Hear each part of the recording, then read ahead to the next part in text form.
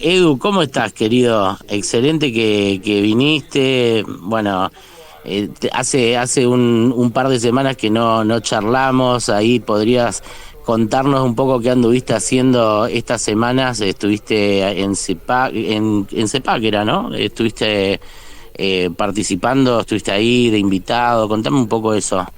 Bueno, realmente ha pasado de todo, ¿no? Principalmente que ha aumentado el ataque en redes sociales, es una de las cosas que ha surgido después de lo del CPAC latino, durante CPAC y después de CPAC. También he tenido otros viajes, he tenido encuentros importantes, uno de los que puedo hablar, otro de los que no puedo hablar, por temas de cuidar lo que estamos haciendo, de ser sigilosos, de no pecar en decirle al enemigo lo que se está haciendo de forma efectiva o que serían buenas noticias para nosotros, ¿ok?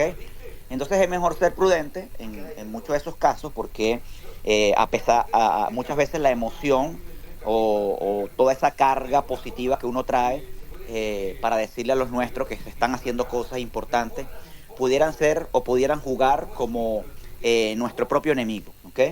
Porque muchas veces queremos informar, queremos decir y le estamos contando al enemigo cuáles son nuestros pasos y básicamente que esto va muy bien, ¿ok? Entonces, hemos tenido unos encuentros muy, muy poderosos, unas entrevistas recientes con gente de otros lugares, de otros gobiernos. Hemos tenido esos acercamientos, hemos tenido nuevo levantamiento de nuevos contactos, de nuevas personalidades importantes. Viene por ahí también una entrevista con gente muy grande, muy pesada de Israel.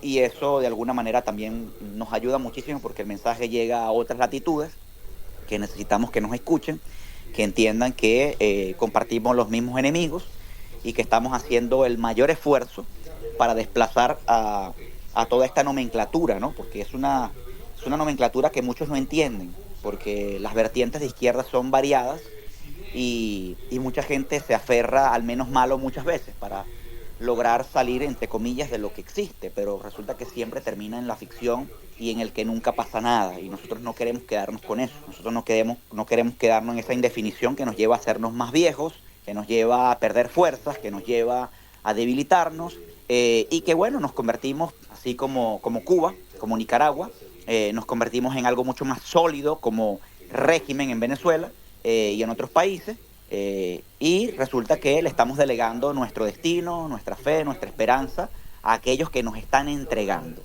Nosotros no podemos seguir siendo básicamente actuar como unos borregos, actuar como la carne de cañón, actuar como el que quiere hacer algo porque sí, sin importar lo que está dirigiendo. Porque estamos actuando en una guerra que aunque no se perciba es una guerra y que indudablemente si usted va al combate usted tiene que ser dirigido por un general, por una persona que verdaderamente sepa lo que significa la patria, lo que significa la causa, lo que significan las ideas y que así usted esté muy claro, cuando usted lo guía a un traidor, usted lamentablemente va a caer en combate, va a caer en la lucha, va a perder esa batalla y eso es lo que no queremos. Excelente, Edu. Andrés, ¿estás ahí? Tumba, no sé el que esté ahí. A ver, ¿Qué onda, vamos a amigo? subir a ¿Cómo andas? Mariana. ¿Cómo estás? ¿Cómo estás? ¿Estás todavía? ¿Venís escuchando? Sí, venía aquí escuchando a Eduardo, al cual aprovecho para saludarle y mandarle un abrazo también a mi carnal. Un Pues abrazo, manito. gracias, gracias, carnalito. Abrazo también hasta donde estés. Fíjense que sí, preocupante la situación. Afortunadamente, eh, pues veo que en México cada día hay más personas que empiezan a ver que pues la situación, la verdadera ideología de las personas que nos gobiernan y empiezan a buscar cada quien con sus propios medios y condiciones esos enlaces o experimentar o retroalimentarse de gente que está dando la batalla en otros países, ¿no? Aquí en México hay, honestamente, pues muy pocos referentes de la nueva derecha o que sean de oposición a la izquierda progresista. Digo, hay muchísimos, pero realmente referentes o que muevan masas o que tengan penetración en medios de comunicación o que sean exitosos en redes sociales, pues realmente es que son muy pocos y los que hay son muy pequeños, casi no tienen gran relevancia. Sin embargo, pues veo que cada día son más y pues nosotros estamos en pañales, estamos recién nacidos como sociedad en cuanto a estos temas de la ideología política y todo lo que se nos viene. Y pues bueno, dentro de lo malo, lo bueno, tengo yo esperanza de que pues las nuevas generaciones de jóvenes mexicanos se fijen en esos grandes ideólogos como Agustín, como el mismo Nico, como Eduardo, acá en México, pues básicamente, y creo que nada más hay dos personajes que están ahí dando la batalla cultural, uno de ellos, el otro Eduardo también, y el tío Richie, ¿no? Y párenle de contar, entonces complicada la cosa, pero agradecido, Eduardo, una vez más te mando otro abrazo, canal, gracias ahí por dar la batalla, a ver qué día andas por acá por México para echarnos unos tacos, una carnita asada, y gustoso, ¿no? De seguir participando en estos encuentros que pues nos dan un termómetro de cómo va la situación en distintos países. También aprovecho, ya me voy yo también a descansar, pero me despido, también quiero despedirme y mandarle un abrazo a Andrés, carnal, otro saludo también por allá. Nos vemos si Dios quiere en noviembre, si van a estar por allá en Buenos Aires, por allá nos vemos, voy a andar ahí la mayor cantidad de días posible. Y les agradezco mucho su invitación y les mando un abrazo a todos ustedes. Fuertemente, amigo. Descansa. Gracias, hermano. En noviembre nos vemos por allá. Yo voy a Zipa. Ah, perfecto, pues por allá nos vemos. Yo lo más probable es que me vaya también a Zipac, pero me quedo allá, yo creo que unos 15 días vacacionando. Entonces, me llevo el tequila, papá. En Zipac también voy yo. Ah, buenísimo, ¿no? Pues allá nos vamos a juntar todos. Con Marco. Claro que sí. Allá nos vemos. Saludos, gracias. Eduardo, Eduardo, llámame cuando puedas. De una, hermano, de una. Bueno, va, un abrazo. Gracias a todos. Igualmente. ¿Cómo va todo? ¿Cómo va todo por ahí? Va, luchando, pero bien. Todavía me siguen mandando tu artículo de la oposición. Bueno, alguien alguna vez me dijo que si te había pagado los derechos de autor del término. Le dije, claro, yo de hecho te cité para que no me dijeran eso. No, yo lo que pensé que te habían dicho era que te había pagado o algo así. Porque esa es una también, dicen, como está despertando la gente y la gente comienza a entender el problema, cada vez que se les voltea uno, cada vez que alguien despierta, sale de ese mundo de ficción y realidad, automáticamente le dicen a la persona, te compró Eduardo Vitar, te está financiando Eduardo Vitar. Es increíble. Tremendo, y bueno, estuvo muy gracioso el otro día que estaba este muchacho de la guarimba en un space y que de repente le apareciste vos y se puso muy, pero muy nervioso. Y bueno, nada, la verdad que me pareció, digo, tan digamos, tan guerrero que te autopercibís, pero después corres, ¿no? Pues decís un montón de cosas que después no podés sostener. Eso estuvo bueno. Bueno, fíjate, estaba cazándolo porque varias veces he intentado buscar esa supuesta verdad que tiene, esa supuesta carpeta de la que habla, de que soy pagado por el chavismo, de que me financia el chavismo, de que, bueno, que él no sabe, él no comprende lo que yo digo y que tengo que apoyar a María Corina, tengo que apoyar a la oposición, entre comillas, que no considero oposición, y ha inventado una cantidad de cosas en su canal de YouTube y le he dicho que le voy a ir con una demanda porque está haciendo injuria, ¿no? Está diciendo cosas que no son así y que obviamente yo no sería jamás en la vida. Y en vez de preguntar, en vez de entender un poco más el tema venezolano, en lo que se enfocan es en el invento, en el descrédito. Y bueno, no había forma de que yo pudiera expresarme entrando en mi cuenta. Inclusive aquí está, por ejemplo, Nano estaba conectado, yo estaba con él, y entré desde la cuenta de Nano y él estaba muy envalentonado, ¿no? Muy alzado, muy confiado de que estaba diciendo algo épico, como destruyéndome en ese espacio, y decía que no iba a hablar de mí porque yo no estaba presente, ¿no? Yo no voy a hablar de él porque él no está presente, pero sí, Eduardo Vital es tal cosa. Y yo desde la cuenta de Nano me pasó el teléfono y le dije, mira, soy yo, ¿qué pasó? Dime lo que me quieres decir, soy yo. Bueno, ese tipo se puso todo nervioso y se fue del espacio. Entonces, ese tipo de cosas uno tiene que calárselas. Los inventos uno tiene que vivirlos de esa forma porque de alguna manera eso es un marketing que están haciendo sin percibirlo, ¿no? Yo lo acabo de escribir inclusive en mi perfil. Ellos saben que estamos avanzando, eso les incomoda y tienen que buscar la manera de frenarlo como sea posible. Y si el freno tiene que ser una mentira, un invento, una tergiversación y una cantidad de cosas, yo he visto en las últimas horas, he visto unos inventos en mis redes sociales que yo digo, vaya, ¿de dónde sacan estas cosas? O sea, todos los días una mentira nueva, ¿no?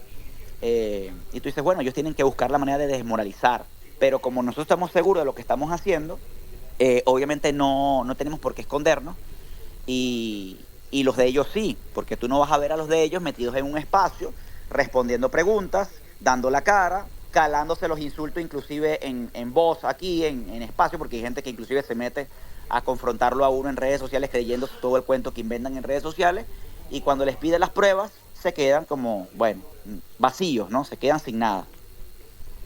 Totalmente, y aparte otra cosa, por ejemplo, si entra alguien que sea, digamos, un seguidor o apoye a Corina y pide el micrófono o lo que fuera, nosotros no tenemos problema en que suban y que intercambiemos, pero distinto es cuando quizá uno pueda pedir la palabra en espacios que están manejados por ellos y se mantienen Imposible, cerrados. imposible. Claro, y no hay una posibilidad de debatir, o sea, decir, bueno, perfecto, vení a sostener, a defender, digamos, con algún argumento por qué apoyás esto, qué pensás, y más aún que ya se cumple el año, que no pasó nada y se empieza a desinflar todo y empiezan a darse cuenta, ¿entendés?, de que todo es nada más que dilatar y dilatar y dilatar, como en otros casos ha sucedido con Guaidó y de otros exponentes también. Entonces, bueno, nada, eso estuvo bueno, lo vi, me pareció muy interesante. Vos le dijiste, pero ¿qué querés hablar conmigo si yo estoy financiado por el chavismo? No supo qué decir el chico. La verdad que, bueno, hacen agua por Sí, todos porque lados, es ¿viste? obvio. O sea, es obvio porque ¿Cómo inclusive dijiste? cuando yo lo confronto, Sí. él dice, bueno, el tema de Eduardo Vitar, después que había dicho que tiene las carpetas, todo esto, él dice, bueno, Eduardo Vitar, vamos a, mejor, hermano, vamos a tratar esto en privado, tú y yo, vamos a llegar a un acuerdo, vamos a hablar, o sea, y luego le propuso a alguien que me entrevistara en su canal y todo eso, y obviamente están tratando de suavizar el tema conmigo porque saben que yo voy muy duro. O sea, yo inclusive he ganado, ¿cómo se dice?, pugnas judiciales. En Brasil he ganado pugnas judiciales en contra de cosas que han hecho contra mi movimiento y cosas inclusive que el sistema, por ejemplo, Facebook, hizo una amonestación de mi cuenta de Instagram, me cerró mi cuenta de Instagram, la desapareció, me borró todos los contenidos y decía que esta cuenta nunca existió. Y bueno, me tomé un abogado y dije, bueno, voy en contra de Facebook. Y le gané la demanda a Facebook y 6 meses después me tuvo que devolver la cuenta. De esta misma forma intentaron hacer con mi movimiento en el Brasil y tuve que demostrar básicamente los registros, todo lo que tenía para poder echar atrás lo que estaban intentando hacer con mi movimiento en Brasil. Y cada una de las cosas que tenemos que soportar forman parte de ese pedacito de construcción que estamos haciendo por nuestra casa, por nuestra propuesta, por nuestro espacio que estamos construyendo de a poco. Excelente, excelente, Edu. Didacta, ¿estás ahí? Sí, por acá estoy. Buenas noches, Gusti. ¿Cómo Buenas estás, noches, querido? Eduardo. Todo bien, hermano. Allí un poquito ocupado. Como bien sabes, la cosa acá en Argentina ha estado bien movida con el tema de que, bueno, ahora tenemos que teñir de violeta toda la provincia de Buenos Aires. Y bueno, ahí estamos apoyando, como siempre, a nuestros hermanos libertarios en esta avanzada. Por ahí tenemos organizado un grupo de gente para la logística en algunos sitios de la provincia. Y bueno, nada, ahí nos estamos organizando. Por eso es que les digo, esta gente está totalmente aterrada y asustada porque sabe que cada vez más la derecha venezolana, en este caso, la popularidad de la verdadera derecha venezolana, en este caso liderada por referentes como Eduardo y como otros que están comenzando a dar la batalla cultural, va a ir creciendo y va a ir desplazando a todo ese liderazgo de la Mesa de la Unidad Democrática que durante años ha monopolizado la popularidad entre la comunidad venezolana en los distintos países de Latinoamérica. Entonces, bueno, eso en primer lugar. En segundo lugar, bueno, no sé si me hace gracia o me hace sentir un poco enojado. Yo creo que un poco de ambas. El hecho de que una vez más el aparato de propaganda de la oposición está una vez más haciendo de esto que pasó, de la liberación de ese intercambio que hicieron, lo cual no fue más que una de las tantas negociaciones que ha hecho la oposición y que la están vendiendo como un éxito. Cuando ahí eso realmente no es un éxito, porque la mayoría de los politiqueros que liberaron son dirigentes de partidos de ellos que ni siquiera estaban presos en cárceles militares o en cárceles como tal, sino que estaban con medidas cautelares de presidio domiciliario, por ejemplo, en el caso de Goyo Graterol, que fue candidato a la gobernación del estado Falcón, y varias veces le vendió la gobernación a los candidatos chavistas del estado, pues. Entonces, básicamente lo que están vendiendo como una supuesta victoria, que ya viene la libertad, no es más que una retadila, un rebufo de humo que están vendiendo de la misma manera que lo vendieron cuando ellos mismos a través de sus negociaciones vendieron como una victoria el hecho de que liberaran a los narcotraficantes sobrinos de Cilia Flores en Estados Unidos, que los agarraron con 900 kilos de cocaína, nada más y nada menos, y que la liberación del testaferro de Nicolás Maduro, Alex Saab. Entonces ahora nos están vendiendo ese intercambio de 250 delincuentes de alta peligrosidad, ¿verdad?, que lo están retornando a Venezuela. ¿Qué creen ustedes que van a hacer esos delincuentes cuando lleguen a Venezuela? Esos tipos van a agarrar los espacios, obviamente sus espacios de la criminalidad, y se van a volver a distribuir ¿hacia dónde? No se van a ir a Estados Unidos, sino que se van a ir para los países que están en el sur, obviamente para seguir expandiendo digamos su dominio de la operación criminal en el continente. Entonces esto no es ninguna victoria, o sea, y la oposición te lo quiere poner como un logro, y esto no tiene nada de logro, no tiene nada de positivo, porque realmente esto no está ayudando de ninguna manera ni a la causa por la libertad de Venezuela, ni a la causa ni a los venezolanos en lo más mínimo. De hecho, va a afectar más a los venezolanos porque va a haber más estigmatización, va a haber muchísima más xenofobia hacia los venezolanos, producto de todo lo que van a hacer estos delincuentes, y muchos venezolanos van a ser afectados y extorsionados y prácticamente humillados por estos delincuentes que van a ejercer sus actividades criminales dentro y fuera de Venezuela. Entonces, bueno, básicamente eso quería decir. Una vez más felicito a Eduardo. Él, como siempre, es un gran amigo, una gran persona, y está haciendo un rol maravilloso, está cumpliendo un rol maravilloso. Él es un gran referente de derecha venezolana, y yo creo que Venezuela va a ir despertando poco a poco, y todos los esfuerzos que están haciendo, así sea por muy poco, así sea un granito de arena, el esfuerzo que está haciendo él, lo que está haciendo su movimiento, lo que estamos haciendo gente afuera, como yo, como cualquier otro, todo eso va a ir convergiendo en el objetivo que todos queremos, porque al fin y al cabo derrotaremos al socialismo, al narcosocialismo del siglo XXI, y lo terminaremos de enterrar para consolidar a nuestro continente conjuntamente con la Alianza de Derecha Internacional, ¿verdad?, nos posicionaremos juntos como nuevo bastión de Occidente. Entonces, bueno, muchísimas gracias. Excelente, excelente. Marian, ¿estás ahí? A ver si Sí, ya está estoy aquí, Marian. nada más que sí, ya estoy aquí, nomás que me entró una llamada. Perdón, una disculpa. Buenas tardes a todos, buenas Ok, tardes, Eduardo, Andrés, Didacta, Gusti, ¿cómo están? Buenas tardes. muy bien, muy bien. Bueno, Eduardo, y contame cómo estuvo CIPAC el último al que fuiste. Mira, muy bien. Era un CIPAC totalmente diferente a los CIPAC a los que estamos acostumbrados.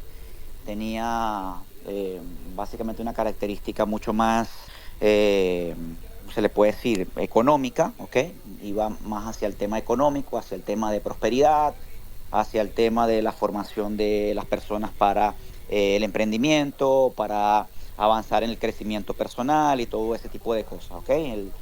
Recordemos que el CIPAC tiene su característica mucho más profunda en el tema político y en el tema cultural, pero este CIPAC estaba mucho más dedicado al tema de las finanzas, al tema de la experiencia, sobre el tema de recursos que se están utilizando en la actualidad para crecer económicamente como individuos.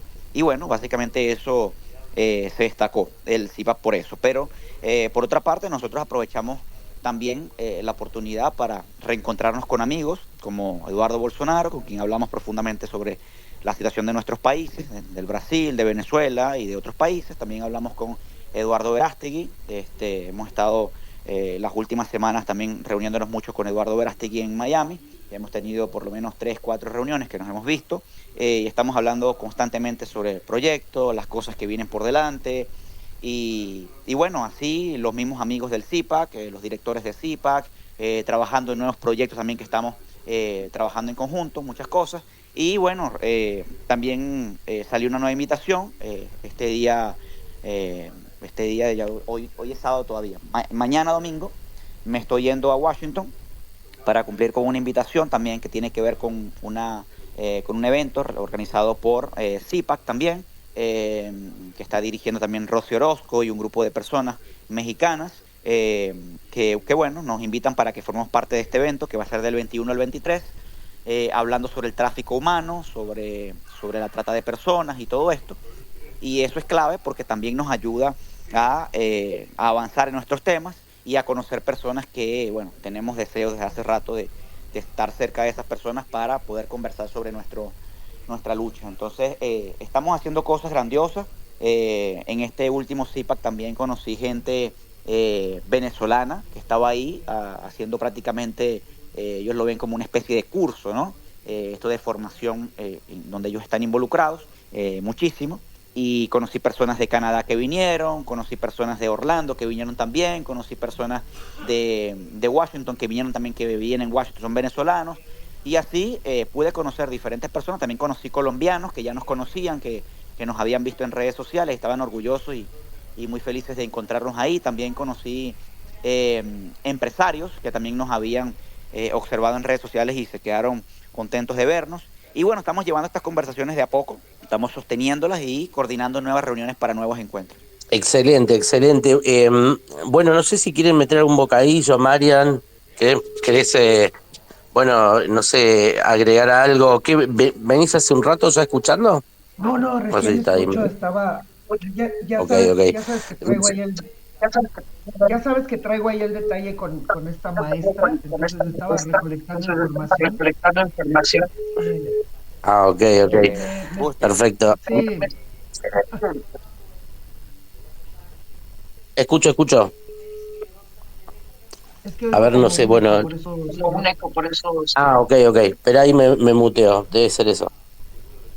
Ya, es que sí, te escuchaba como doble. Entonces te decía que estoy recolectando información, bueno, no es que recolectando, ya la tengo, más bien conjuntando la información porque pues ahora resulta que la educación no es marxista, fíjate tú qué curiosito. Entonces me voy a divertir mucho respondiéndole a esta señora.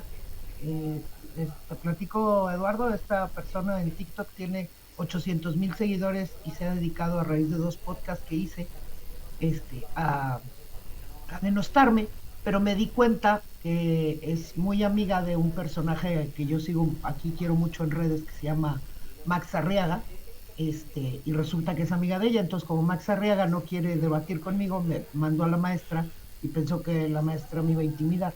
Entonces, pues estoy muy divertida demostrándole, porque ella dice que no hay conceptos marxistas en la educación de Latinoamérica.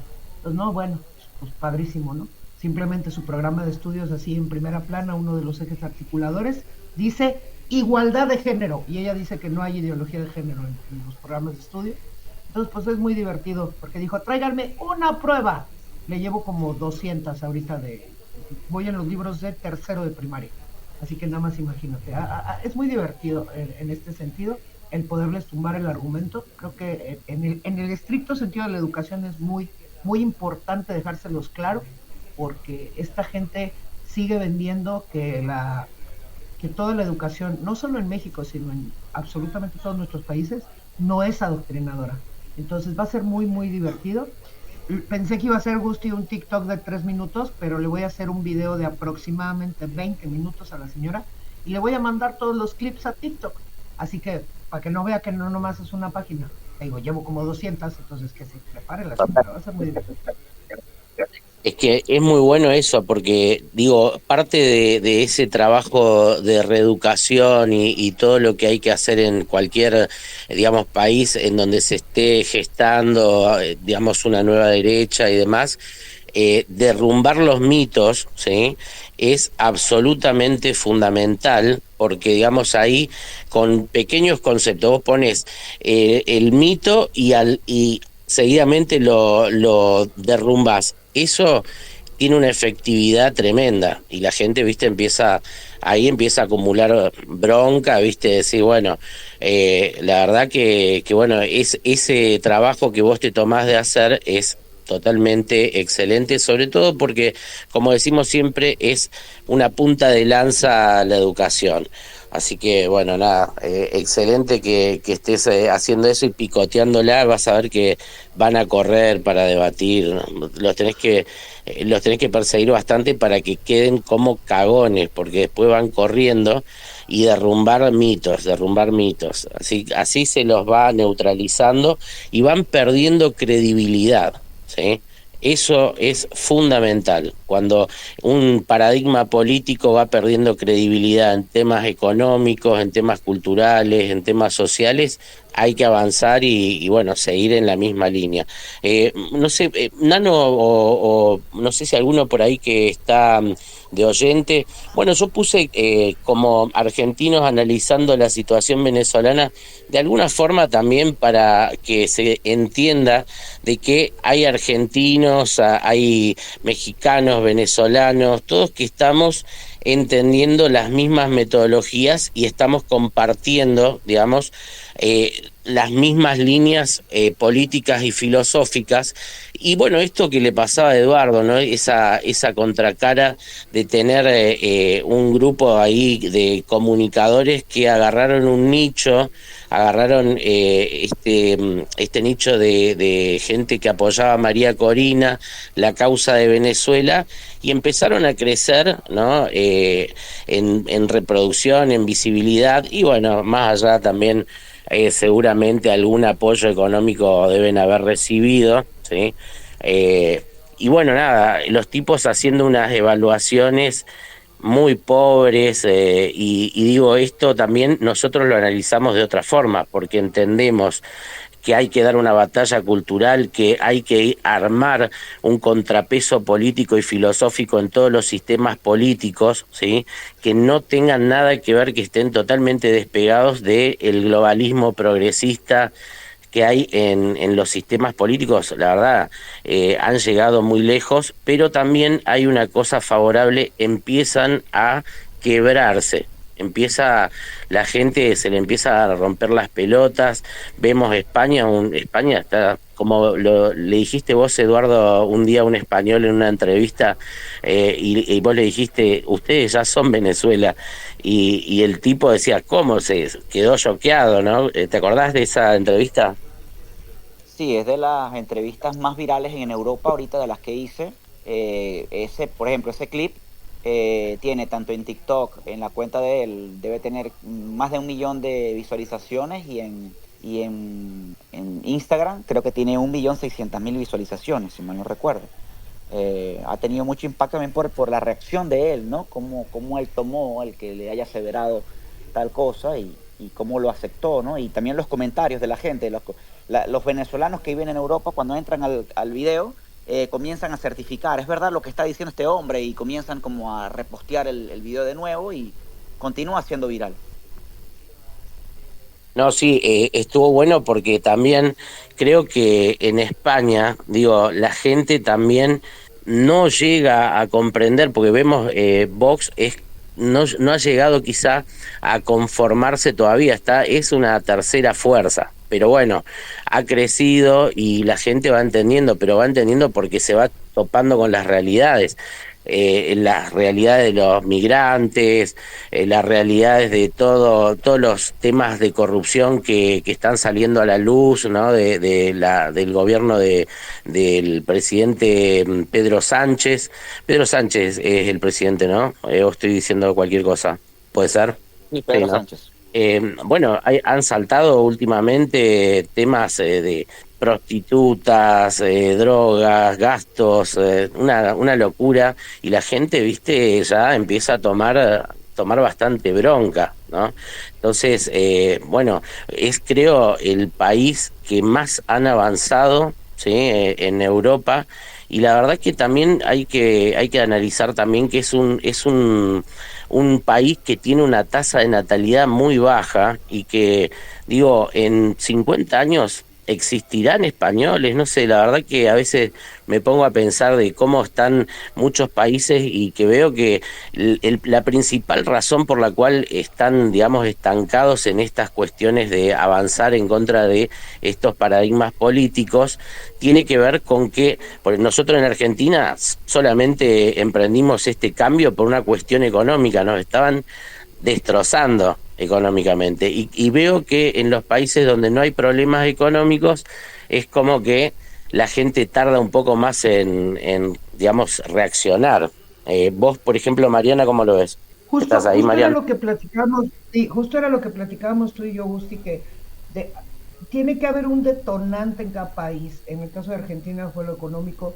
Yo insisto y lo voy a seguir insistiendo en el caso de México, eh, que tiene todavía muy arraigado el catolicismo y que tiene todavía muy arraigado los conceptos de la familia y de este núcleo familiar cercano.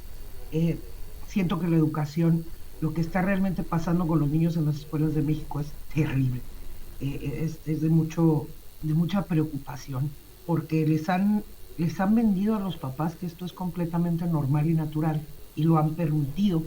Y lo que están haciendo con la cabeza de los niños realmente debería de dejarnos claro, porque siempre, sobre todo el gobierno en México le echa la culpa al Internet, le echa la culpa a los maestros, le echa la culpa al crimen organizado de absolutamente todo lo que está pasando. Y no les dicen que realmente muchas de estas cosas se las están enseñando a la escuela, y tenemos cada vez una niñez más violenta, tenemos una niñez que voltea y te contesta: yo no te pedí nacer. Yo le digo a los papás cuando tengo oportunidad de platicar con ellos en el curso: no hay mejor manera en este momento en nuestros países en general, ahorita que tocas el tema de España, de mostrar nuestra inconformidad que teniendo hijos, porque ellos lo que no quieren es que tengamos hijos, que tengamos descendencia, que tengamos familia, quieren el control absoluto. Entonces, yo creo que cada país tiene que asimilar, yo lo dije, aquí el mexicano todavía a estas alturas del partido, donde ya no tenemos división de poderes, donde están a punto de apoderarse del INE, donde estamos por pasar por cosas todavía muy terribles, les digo que la gente como todavía, si antes compraba 5 kilos de jitomate, se sigue comprando 3, lo único que dice es: ay, qué caro está, pero todavía no siente la presión de no tener dinero, todavía no siente la presión de tener que dejar de comer, literalmente, o de decidir si come uno, o comen dos, o comen todos ese fin de semana carne. Entonces tenemos que ubicar las luchas dependiendo exactamente qué es donde está la fortaleza que puede tomar estas derechas en nuestros países. Y creo que de ahí depende hacer las estrategias, Gusti, lo hemos platicado en privado, y creo que es algo que debemos de tomar todos en los diferentes países muy en consideración, porque si no, vamos a seguir atrapados en esta ola perdón que lo diga con esas palabras, ¿verdad? Ola de estupideces que la izquierda ha vendido como algo natural y una evolución del ser humano, y es todo lo contrario. Nos quieren mantener silenciados, callados y sin libertad alguna. Gracias, Equiseo. Sí. Bien, Nano, ¿estás ahí? ¿Querés meter algún bocadillo? A ver si está Nano ahí. ¿Qué haces, Gusti? ¿Todo bien? No, estoy plácidamente escuchándolos. Yo no soy mucho de hablar. Simplemente compartí ahí en los posts del Space una de las experiencias que tuve, de la que estaba hablando Eduardo, donde tuve el privilegio de tomar esa foto donde aparecen los tres Eduardos: Bolsonaro, Verástegui y Vitar juntos.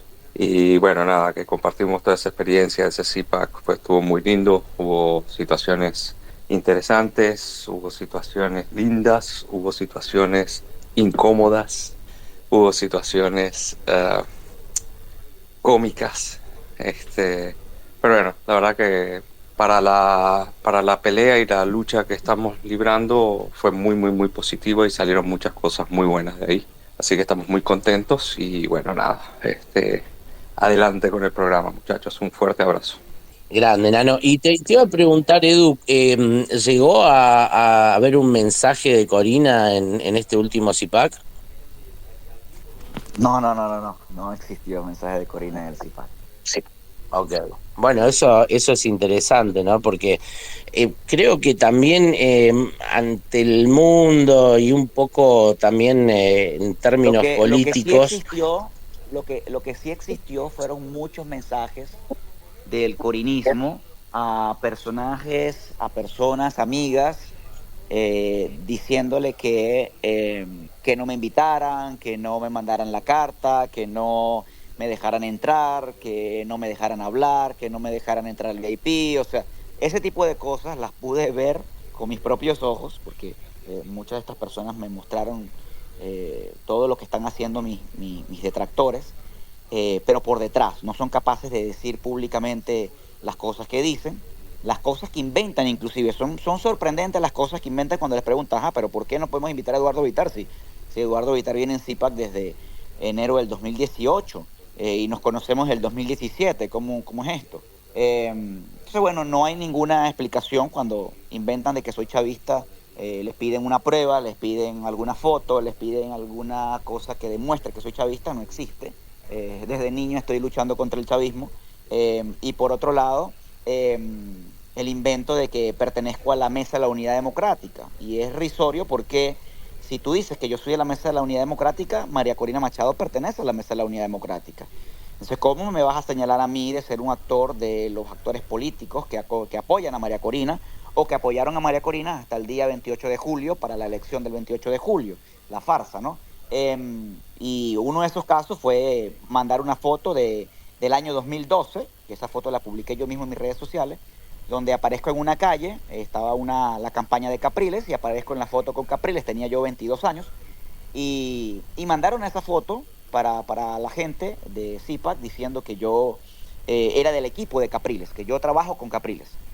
Y tú dices, ok, pero ¿cómo demuestras en la foto que yo trabajo con Capriles? Estoy cargando algún maletín, estoy en una oficina con él, estoy con la computadora al lado de él haciendo alguna cosa, estoy fungiendo como asistente, estoy de chofer de su carro. Explícame bien qué función tiene Vitar dentro del equipo de Capriles. Y eso no existe, porque yo era un ciudadano más que de una manera u otra, sin tener la confianza en esta gente, o sin tener la totalidad de certeza de que esta gente era confiable, yo les llegué a apoyar. Inclusive sacé un video recientemente explicando esto, y ese video fue en CIPAC, donde yo les explico que yo nunca fui chavista y que no me pueden señalar de chavista, porque yo inclusive llegué a apoyar a esta oposición. O sea, les colaboramos para que sus candidatos ganaran elecciones como las ganaron, pero siempre las entregan, siempre las venden, siempre se ganan millones de dólares después de cada elección. Entonces tú los ves muy tranquilos en Venezuela después de dárselas de perseguido, después de dárselas de víctima. Aparecen muy tranquilos o en Venezuela, o subiéndose en un avión en Caracas, en la capital. Les mandan un avión, o se montan en un avión comercial o privado, se montan en un avión y se van a otro país a dárselas de víctima, como si han salido perseguidos de Venezuela, pero salen más millonarios que nunca. Y tú dices, ¿cómo es que esto funciona? Bueno, funciona perfectamente para sostener esto de forma indefinida. Y Fernando inclusive ayer puso un ejemplo eh, cuando él dice, por ejemplo, que el chavismo no invierte tanto ya en sus medios de comunicación tradicionales, porque sus medios de comunicación no tienen credibilidad, no los sigue nadie, la gente los ve solamente para estar pendiente de quién fue amenazado, de quién están hablando, para reírse de las cosas que dicen. Y esto no tiene total credibilidad, o sea, el sistema mediático del chavismo es un sistema fracasado, no tiene forma de levantarse, vamos a decirlo así. Pero lo que hace el chavismo es levantar los aparatos comunicacionales de la opoficción dentro y fuera del país, porque recordemos que existen casos como el de Venevisión, como el de Globovisión, como, no sé, otros canales de televisión pequeños que están dentro, que se siguen sosteniendo como oposición, con concesiones del chavismo, y bueno, siguen yendo los actores politiqueros de la izquierda blanda a dar declaraciones en estos canales, a hablar de elecciones, a hablar de candidaturas, y ahí es donde se inyecta el dinero realmente. El dinero se inyecta en el aparato comunicacional de la opoficción para poder de alguna manera disuadir, controlar o atomizar al sector que cree que alguien los está defendiendo. Y eso hace que de alguna manera surjan otros medios de comunicación que parecen alternativos en como podcast, que aparecen como, no sé, como Space, que aparecen como páginas web y todo esto, pero que responden a un interés de la opoficción y que cada uno de estos grupos recibe un pago mensual de $5,000, $10,000 por mes para que se sostengan en el tiempo y continúen con la narrativa de que algo están haciendo y que está pasando algo y que viene algo. Y al final, bueno, tú te das cuenta que tenemos 30 años de esas novelas. Yo acabo de publicar un video y se pueden meter a verlo en mi perfil, donde María Corina Machado inclusive el 17 de julio, hace días se cumplieron 8 años de ese video. Y en ese video María Corina Machado está diciendo que faltan horas para que Maduro salga del poder. Es decir, María Corina asegura el 17 de julio del 2018 que Maduro en horas o en días sale del poder y resulta que estábamos en medio de una confrontación. Yo recuerdo en ese post que acabo de hacer, estoy recordando que nosotros nos estábamos cayendo a piedra en la calle. Nos estaban matando a nuestros compañeros de la resistencia en la calle. Nos estaban capturando compañeros y colocándolos en las mazmorras del régimen. Y mientras eso estaba ocurriendo y teníamos meses resistiéndonos en las calles, resulta que esta señora estaba llamando una elección en medio de la confrontación. ¿Para qué? Para que la gente se frustrara, para que la gente se decepcionara y para que la gente volviera a la casa. Y eso es lo que hacen. Lo que hacen es una estrategia perfecta para hacer que la gente pierda el interés de continuar en la calle, porque aparecen estos actores solamente para espichar el proceso, como una válvula de presión. Bien, Mariana, hay varias manos. Mariana. Fíjate que similar sonó lo que acaba de contar Eduardo con lo que vivimos en las elecciones en México. La señora Xochitl, exactamente después de pasar la elección, y no habían ni siquiera terminado, no habían dado ni los resultados preliminares, ella se declaró como derrotada. ¿Qué generó en la gente? Esta sensación de no debemos de seguir luchando. La gente sintió que se había perdido un montón de cosas. A nosotros, y a ti te consta, Agustín, cómo nos golpearon porque les dijimos no es por ahí, no es por ahí, la señora Xochitl no es por ahí, no es por ahí. Y después de que sucede esto, por eso ahorita levanté la mano porque sonó tan similar y ahí es donde debemos de empezar a ver entonces Xochitl Corina Machado, entonces. Exacto, literalmente, Eduardo, literalmente. Todavía no se había terminado ni el recuento de votos cuando la señora dijo, híjole, perdí. Y la gente se sintió moralmente derrotada. Y ha costado un año lograr que la gente vuelva a querer salir a la calle, que vuelva a querer reclamar algo. ¿Todo por qué? Por esa sensación que dejó esta señora. Entonces, por eso levanté la mano. Los mexicanos que estén aquí, dense cuenta las similitudes y por qué se les dice opoficción a estas gentes. Dense cuenta y escuchen, por favor, porque seguimos yendo a buscar las mismas supuestas soluciones con la gente que sigue perteneciendo a este sistema.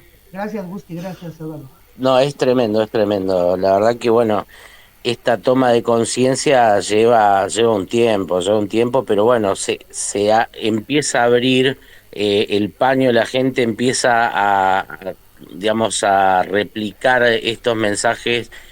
Ahora, por ejemplo, en México empieza de a poco y en otros países también, pero bueno, es una cosa que tiene que ver con la constancia también, ¿no? De estar ahí y digo, de mover y también de acercarse digamos, al compromiso cívico que es, digamos, fiscalizar a quién uno vota, a quién uno pone en un lugar y, digamos, qué cosas a qué cosas se comprometen y ver si se cumplen, si no se cumplen, si son chantas, si votan con Morena, ¿viste?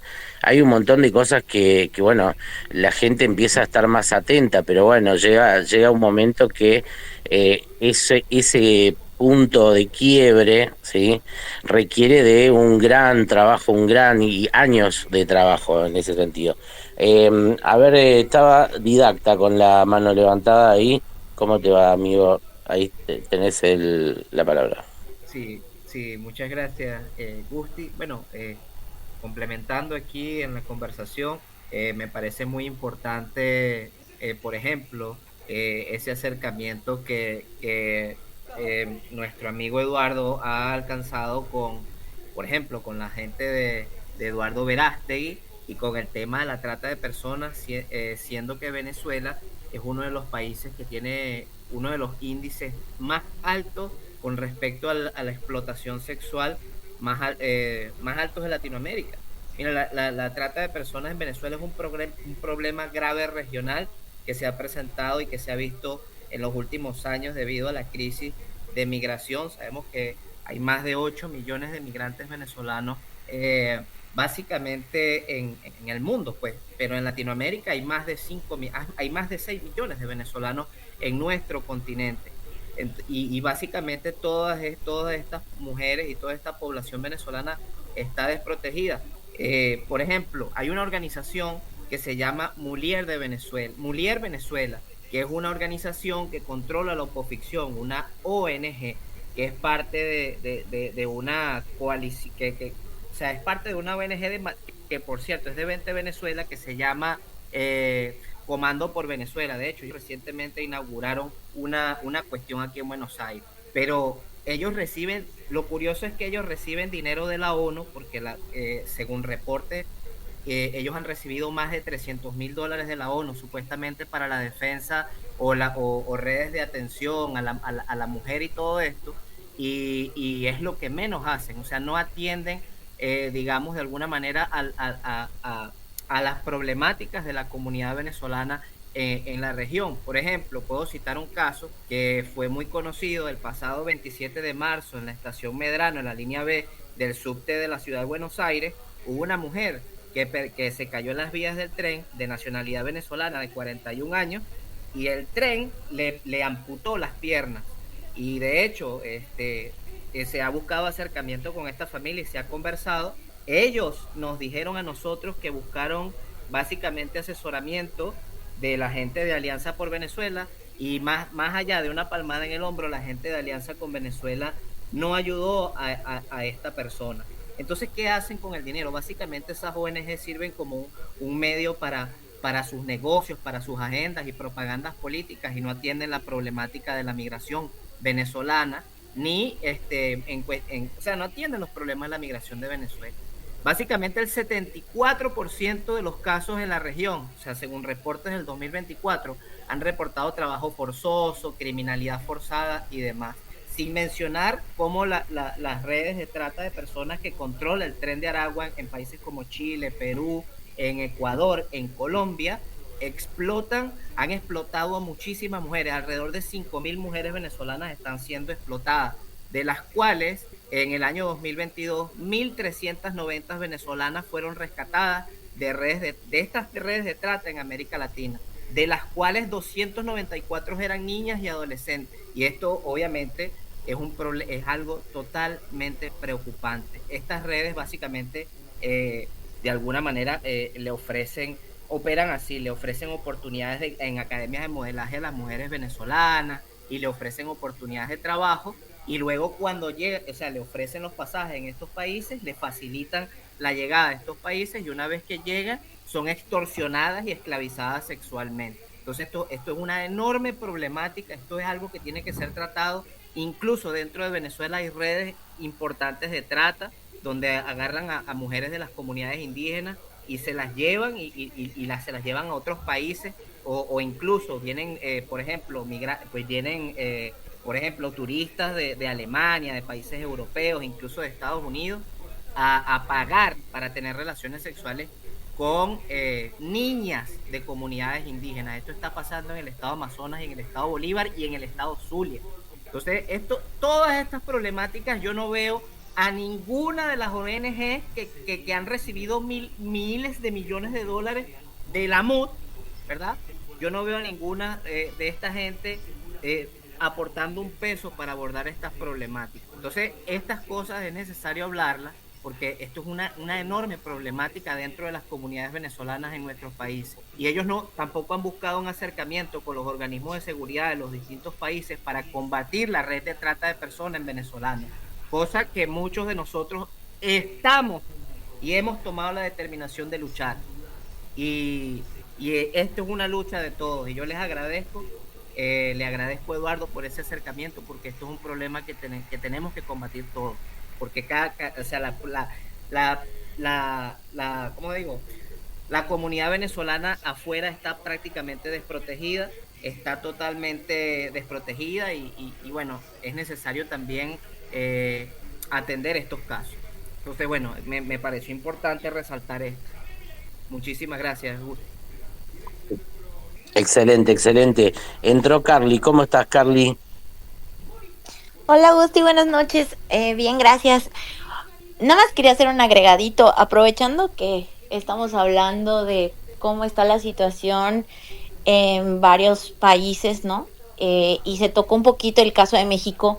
Me gustaría nada más agregar a lo que dijo Mariana, porque tiene toda la razón, y creo que es importante como que sacar este tema. Y de hecho, si no me equivoco, también escuché que lo mencionó Sara, y más o menos, pues en lo que han dicho, se ha visto que aunque todos los países latinos estemos pasando por situaciones muy similares, no estamos exactamente en la misma situación. O sea, unos como que vamos empezando el calvario, otros están más avanzados, otros... Entonces, esas diferencias siento que son importantes. ¿Por qué? Porque dependiendo de la etapa en la que estemos, son las acciones que se deben tomar.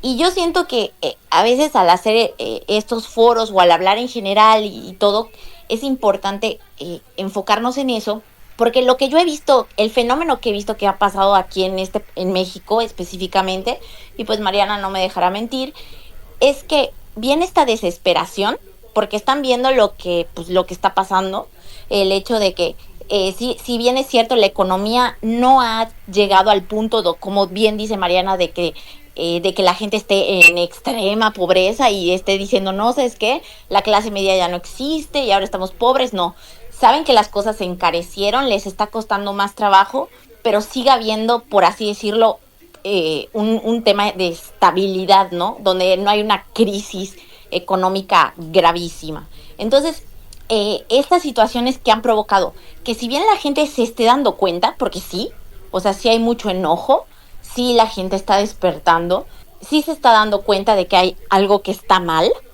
y se va involucrando poco a poquito, o sea, se van metiendo en temas sociales, culturales y económicos y demás. Hay algo que a mí me preocupa mucho, por ejemplo, en el caso de México, que no sé si también pasaron Argentina y otros países, es que en esa desesperación se voltea a ver a un líder de oposición, ¿no? Se busca esa persona que digamos, bueno, esa persona va a ser la que va a cambiar todo, ¿no? Como lo hemos llamado el Salvador, el héroe. Entonces, en esa desesperación de buscar a esa persona, siento que México está cayendo en poner a cualquier persona, que es lo que nos pasó con la Xóchitl en las elecciones pasadas. Era una desesperación por buscar el candidato de oposición, que terminaron poniendo a esa mujer que no era oposición realmente. O sea, era como lo decimos acá en México, una opoficción. Entonces, ponen a esta mujer que al final tú la estudiabas, o sea, la gente que se dio el tiempo de estudiarla, veía que defendía exactamente lo mismo que los otros. Exactamente lo mismo. Aborto, tema de toda la Agenda 2030, o sea, igualito. Y decíamos, pues es que es más de lo mismo, solo que es otro color. Y ahorita, o sea, en vez de aprender esa lección que vivimos, esa lección muy dura que vivimos y que estamos viviendo actualmente en el país, y todas las consecuencias que conllevaron el tomar esa mala decisión, los mexicanos no seguimos sin aprender y ahora está en esa desesperación de volver a encontrar un candidato para las siguientes elecciones. Están volteando a ver a cualquiera que hace cualquier pequeño acto y a darle como ese voto de confianza de verlo presidenciable, por así decir. Por ejemplo, ahorita, ¿qué pasó? No sé si se enteraron, pero se retiraron unas estatuas aquí en México, específicamente en la Ciudad de México.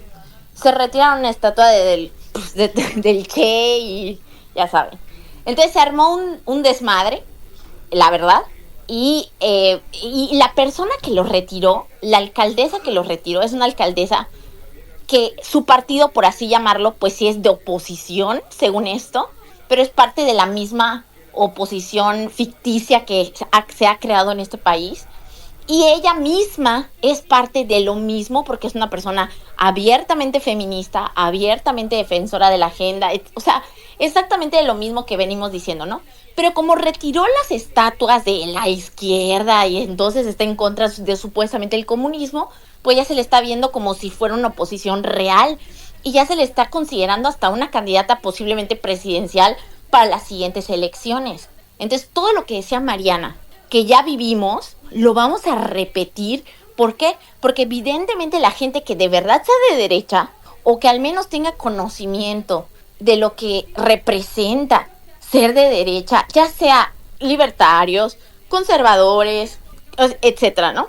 Pero gente que diga, o sea, para ser de oposición real, tiene que ser opuesto a la Agenda 2030, a favor de un sistema capitalista, o sea, como una serie de requisitos, no va a votar por ella, evidentemente. Entonces, al final va a ser lo mismo, vamos a volver a perder y no vamos a recuperar el país, ¿no? Entonces, en estas pláticas, que bueno que lo están comentando y todo, creo que es importante que también, o sea, ubicándonos en esta realidad, también le podamos infundir a la gente esa capacidad de poder analizar qué candidato sí cumple con esas características que debe tener una oposición real, ya sea en México, en Venezuela, en Brasil o en cualquier país, ¿no? Creo que es muy importante esta parte de que podamos empezar a distinguir quién sí podría ser una opción votable y quién no.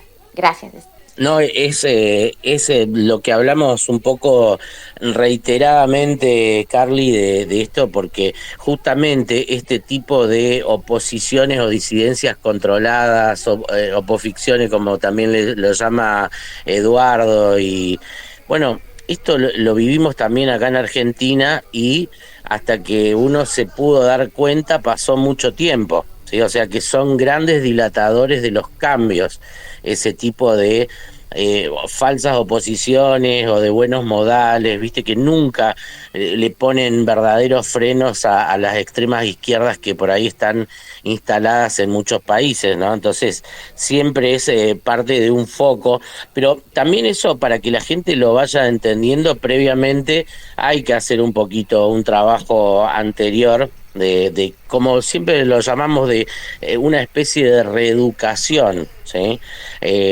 Creo que, bueno, eso va a ir ocurriendo, obviamente, porque la tecnología también facilita mucho, un poco aprender a agarrar la onda más rápido, porque por ahí cuando algo no entendemos, rápidamente buscamos en Google y ya nos podemos dar una idea. Entonces, creo que también hay que tratar de llevar a la sociedad a subir un escalón más en el entendimiento de las cosas. Entonces, ahí creo que el trabajo en la educación, como creo que con Mariana siempre compartimos esto, de que es básicamente un trabajo muy fuerte que hay que hacer en la educación, a nivel educativo.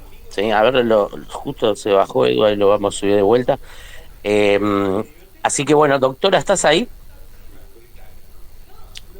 Hola chicos, hola Gus, ¿cómo Doctora? están? ¿Cómo están? Buenas noches a todos.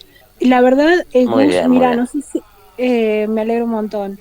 Mira, sinceramente no sé si soy yo o es mi conexión, pero te escucho mal, por lo menos yo, no sé si al resto le pasa lo mismo.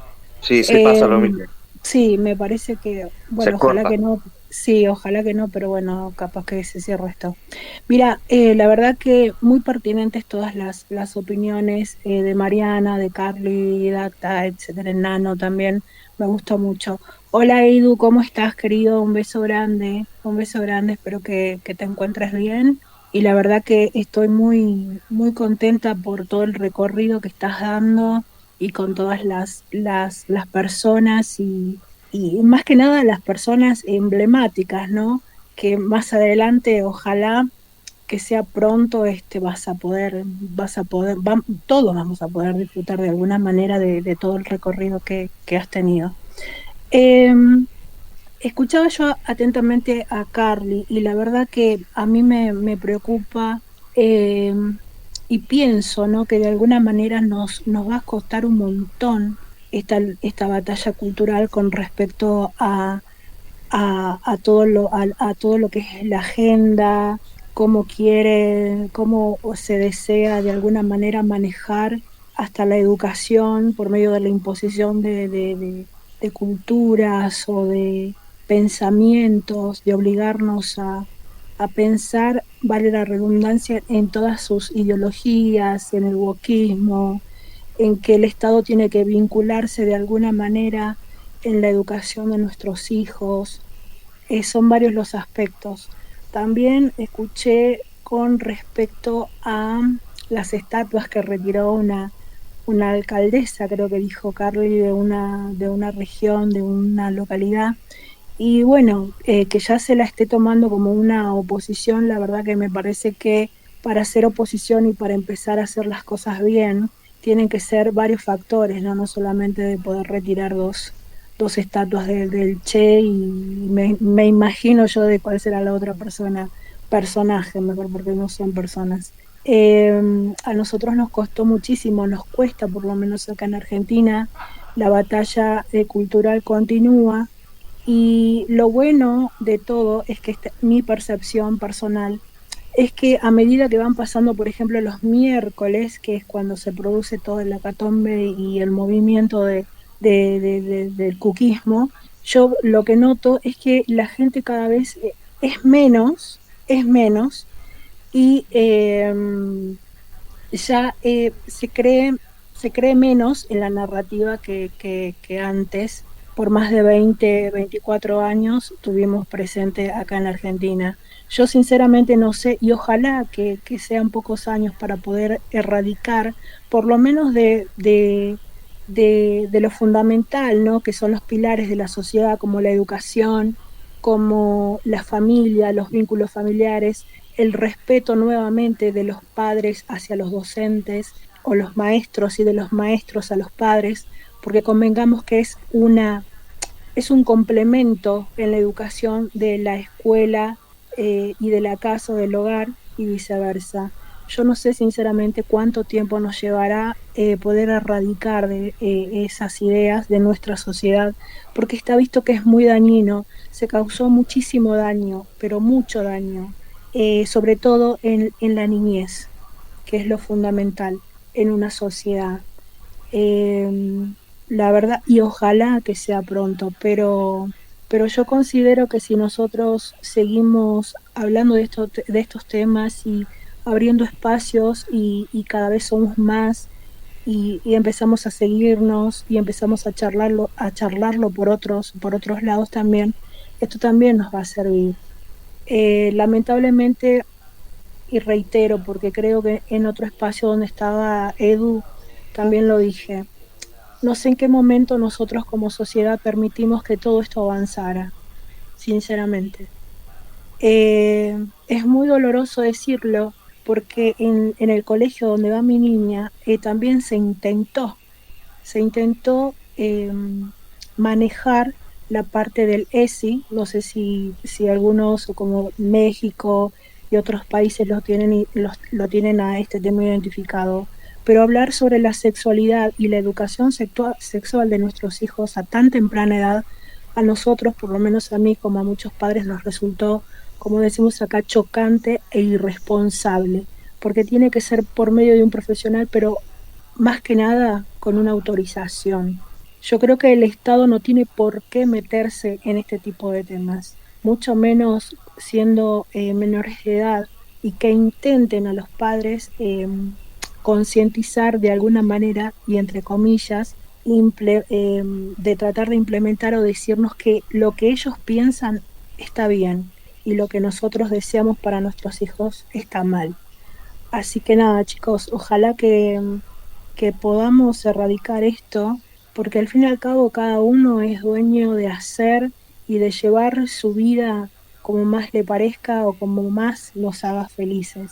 Lo que sí no tienen derecho es a querer imponernos ese tipo de ideologías y mucho menos para nuestros hijos. Gracias, un beso grande para Edu, Gus, para todos. Excelente, Edu, ¿estás ahí? No, bueno, Ahí va. gracias, Caro, gracias. Me caí, tengo problemas, no sé si con el internet o algo, pero perdí un buen rato el audio. Intenté conectarlo de nuevo y se escuchaba entrecortado también.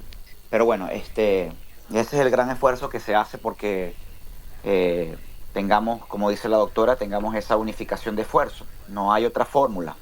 Si actuamos de manera separada, la izquierda nos sigue ganando. Fíjense cómo actúan ellos en su articulación internacional, van a sus foros de un país para otro, se forman, agarran la inducción, copian las instrucciones que le dice en el manual del Foro de Sao Paulo, vamos a hacer tal cosa, vamos a atacar por aquí, si tenemos que enviar la brisa bolivariana, si tenemos que hacer tal cosa. Ellos lo hacen de esa forma. De este lado no se está haciendo, no se ha hecho. Y hay que trabajar mucho para que lleguemos a ese nivel. Yo, por ejemplo, lo he asumido de una manera muy individual de decir, bueno, yo voy a hacer esto, voy a hacer aquello, voy a hacer aquello. Y estoy tratando de alguna manera que lo entiendan mis pares para que trabajemos en una buena ¿cómo se dice? Coalición que le dé mucho más forma a esta idea solamente de que la gente la perciba y ya. No. No es la idea de que la perciba, la idea es que la gente haga cosas, la idea es que la gente se sume lo que estamos haciendo, la idea es que cada quien en su trinchera forme parte de lo que se está construyendo y bajar mucho más esto hacia la base, ¿ok? Que la gente pueda saber cuáles son los peligros que está enfrentando. Y eso va desde el nicho, desde la familia, hasta lo que es lo más amplio, pues, la comunidad, o sea, el venezolano, el colombiano, el argentino, el brasilero, o sea, va más allá de lo amplio, pero tenemos que comenzarlo por la base, ¿ok? La base ahí es la familia. A ver, ¿estás con la mano levantada, Doc? Sí, no sé si iba para mí, porque la verdad que se corta mucho, Gus. Yo lo que noto, por ejemplo, lo que decía Edu es lo que me pasa cuando yo intervengo en los espacios colombianos. Yo noto que están sumamente perdidos, muy perdidos, sí, esa es la palabra. Siento que hay mucha desesperanza y no sé qué les parece a ustedes, ya que queremos que esto, lo que nosotros estamos haciendo ahora se transmita y siga creciendo de alguna manera. Podríamos armar un espacio con Edu. Yo por eso también a Edu muchas veces le mandaba mensajes por WhatsApp, pero yo me imagino que él debe estar ocupado y todo eso también, Gus, y como todos, ¿no? Pero estaría bueno que nosotros nos uniéramos de alguna manera a un espacio colombiano, como para hablarles y decirles y comentarles sobre nuestras experiencias. Ya Mariana, Nano, bueno, nosotros, Gus, Eduardo, obviamente, y toda la gente de Colombia, porque yo nos noto con una desesperanza tremenda, con una frustración, con un desencanto. Es como decimos acá, Gus, se entregaron. No sé si me entendés, Gus, también, o Mariana, que son de otros países. Bueno, ya está mi novio que es colombiano. Pero yo noto eso y me gustaría que nosotros les diéramos un impulso o o un consejo como para que ellos tengan en cuenta qué es lo que va a suceder con ellos si es que no toman conciencia de lo que les puede llegar a ocurrir como país. Me encantaría que sucediera antes de las elecciones, me encantaría que podamos intercambiar preguntas, ideas, eh, visiones, perspectivas, y sobre todo hacer un poco más grande, ¿no? Todo este pensamiento, para que también ellos tengan en cuenta que no están solos, que podemos armar otros espacios a futuro, antes de las elecciones, por ejemplo. A mí me encantaría que se pudiera dar ese momento. Bueno, yo cedo la palabra a Nano, voy a bajar, les mando un beso gigante a todos. Estoy de vacaciones y bueno, me gustaría, chicos, que se pudiera dar esa oportunidad, ese espacio, sería genial para poder charlar, aconsejar y hablar como latinoamericanos que somos, y para que esta región en algún momento esté libre de este socialismo que es destructor, que es malo, que es empobrecedor y que simplemente todo lo que toca lo destruye. Les mando un beso grande, chicos. Hasta la próxima. Bueno, gracias, Doc. Nano, Sí. Bueno, nada, quería hacer un pequeño aporte acá que me parece una conversación interesante sobre algo que estaba mencionando la doctora recién. Y es la parte de, yo como, yo he tenido una vida un poco multicultural porque viví mi infancia en Venezuela, estuve muchos años en México también. Toda mi familia es de Argentina y llevo más de la mitad de mi vida en Estados Unidos. Y en mi andar he conocido mucha gente, he entendido cómo funcionan en cuanto a el despertar. Lo veo en mi propio despertar cuando entendí todo esto, cuando empecé a leer y qué sé yo. Y la chispa que detonó todo fue interna, no fue externa. A mí me parece que la propuesta de la doctora de hacer espacios y para que la gente se acerque y todo eso está buenísimo y debe de existir y se debe de perseguir. Pero la realidad es que la chispa interna de cada persona es la que va a lograr el despertar de ellos. Nosotros no lo vamos a poder alcanzar, en mi perspectiva, como con una especie de evangelización. Cada quien tiene que despertar a su propio paso, a su propio momento. Y eso es desafortunadamente lo que hace que los momentos tan difíciles como los que estamos viviendo en Latinoamérica tomen tanto tiempo en cambiar. Pero parece que en los últimos años esto está despertando. Una clara prueba de esto es Milei, ¿no? Todo el movimiento que ya venía desde antes de Milei, pero y Gusti lo sabe perfectamente. En fin, ese era mi aporte, es decir, que el despertar no puede ser forzado. Cada quien tiene que despertar a su propio paso. totalmente de acuerdo. Es de lo individual a lo colectivo, ¿no? Pero obviamente también en la medida que uno va, digamos, evolucionando algo, está bueno también invitar o llevar digamos, a pensar no sé, arrancás, la batalla cultural arranca en la mesa familiar, en un descanso en el trabajo, en la universidad, donde estén, ¿no? A partir de ahí un poco después va uno entendiendo qué puede aportar a esto, ¿no? Matías, ¿estás ahí? A ver. Hola, buenas noches, ¿cómo andan? ¿Qué tal, Gusti? ¿Cómo estás? Tanto tiempo. Hola, Eduardo. Hola, Sala, ¿cómo andan? Muy bien, muy bien. ¿Cómo estás vos? Bueno, me alegro.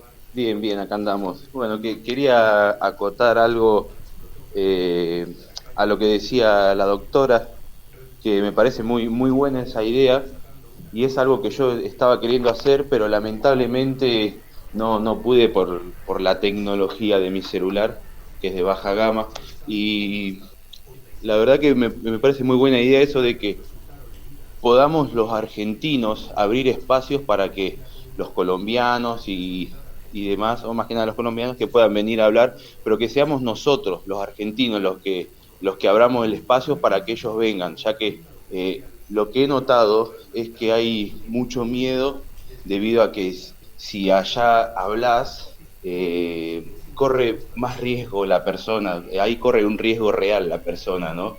Entonces como que a veces hay miedo. Por eso lo que yo quería hacer era, que no pudiera eso, abrir espacios, que vengan a hablar. Tengo algunos personas ahí que colombianas que también, como ella decía, los noté muy confundidos, muy como que están, que no saben para qué lado ir, con poca esperanza. Entonces estaría bueno que podamos, una, darle espacio, y otra, aconsejar hacia qué lados ir, qué pensamientos tener, advertir sobre distintas cuestiones. Y nada más eso quería acotar. Gracias. Gusti, una cosa, quería despedirme y decirles que tengo que retirarme. Y nada, quería agradecerles por la oportunidad, un espacio excelente siempre. Cada vez que estamos acá siento que algo más está pasando, que se está engranando muchas más cosas. Y bueno, los felicito a todos por ese entusiasmo, por esas ganas y por cada día llegarle a un ciudadano más y sumarlo a la causa. Un fuerte abrazo y mil bendiciones a todos. Gracias a todos por sus palabras. Muchas gracias, Edu. Y sí, más o menos que vamos a ir cerrando también porque se escucha muy cortado, como bien lo han notado. Así que bueno, está Betty que entró y no sé, ¿querés agregar algo, Betty? Hola, ¿cómo están? Hola, Agustí, Eduardo, un saludarte. Llegué al final, la verdad es que los estaba escuchando. Tumba burros, mi querida Mariana. Hola, Mariana, siempre es un gusto escucharte. Pues sí, a mí una de las cosas que me ocupan en los últimos 20 años de mi vida son los niños. Yo aquí en México trabajo con muchos niños y he tenido la fortuna de trabajar con ONGs en Latinoamérica, sobre todo, y donde hemos denunciado, ¿no?, en que el Estado venezolano utiliza la infancia como instrumento de legitimación política. Y entonces hemos advertido muchas veces sobre el uso de los niños en campañas. Ya lo hemos visto, ¿no?, por muchos años en Venezuela y obviamente por los niños que viven, ¿no?, la falta de protección frente a la violencia y el colapso de la infraestructura educativa como forma de exclusión estructural, básicamente. Y bueno, Mariana sabe mucho de esto, Mariana Benavides, porque aquí en México ya con la nueva escuela mexicana y no sé qué, pues ya están sobre de nuestros niños. No, no lo vamos a permitir. Yo también soy una persona que lucha mucho por los derechos de la infancia. Les digo, no nada más en mi país, sobre todo porque, bueno, pues yo lo he visto, he tenido muchas veces encuentros con los venezolanos, nuestros hermanos venezolanos, que también nos dedicamos a lo mismo. Y la infancia venezolana, en lugar de ser protegida, educada, con libertad, ¿no?, como todos nuestros niños en América Latina, y ha sido colocada al servicio de una maquinaria ideológica, y eso es lamentable. Lejos de empoderar a los niños, esta agenda los silencia, los moldea, los convierte en portavoces de una verdad única impuesta desde el poder, ¿no? Eso es grave, muy grave. Y la verdad es que una sociedad democrática y justa solo es posible si los niños crecen con acceso a la verdad, el pensamiento libre y a la posibilidad de elegir. Y yo les puedo decir, hoy Venezuela tiene una deuda profunda con su niñez. Entonces no queremos vivirlo en México, y creo que muchos de ustedes estarán de acuerdo en otros países de América Latina. Los sigo escuchando, les mando un abrazo enorme. Gracias, Gusti. Bueno, gracias por meter un bocadillo ahí, Didacta. Bueno, pues va a ser la última intervención que voy a hacer, porque bueno, yo también me voy a retirar en un rato. Muy importante lo que dijo Betty. Te saludo, no te conozco, pero te saludo, te mando un abrazo. Muy importante la opinión y el trabajo que haces. Y también con respecto a también lo que dice la doctora, denunciando lo que es la ESI.